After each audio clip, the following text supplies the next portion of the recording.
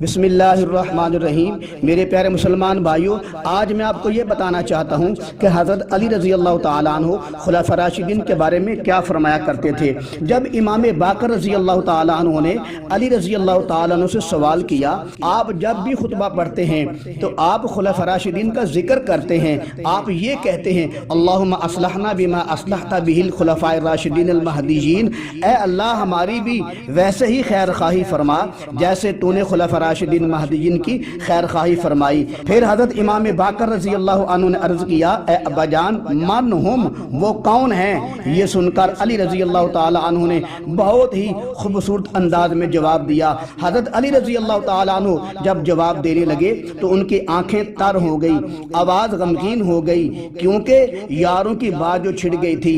حضرت علی رضی اللہ تعالی عنہ نے روتے ہوئے فرمایا، او میں بتاتا ہوں وہ کون ہیں جن کا میں ہر خطبے میں ذکر کرتا ہوں۔ حضرت علی رضی اللہ عنہ نے فرمایا، ہم حبیبانی، وہ دونوں میرے حبیب ہیں، میرے یار ہیں، میرے سجن ہیں۔ پھر امام باقر رضی اللہ عنہ نے عرض کیا، کون یار ہیں، کون سجن ہیں؟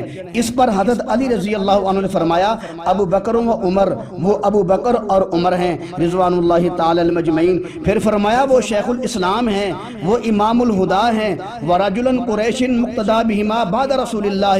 پھر فرمایا، وہ رسول اللہ کے بعد ہدایت کے امام ہیں اور ہمارے مقتدا ہیں۔ اور انشاءاللہ العزیز ہمارا بھی علی رضی اللہ تعالیٰ عنہ کی طرح یہی نظریہ اور عقیدہ ہے کہ نبی کریم صلی اللہ علیہ وسلم کے بعد ابو بکر اور عمر رضوان اللہ تعالی المجمعین ہمارے ہدایت کے امام ہیں اور ہمارے مقتدا ہیں۔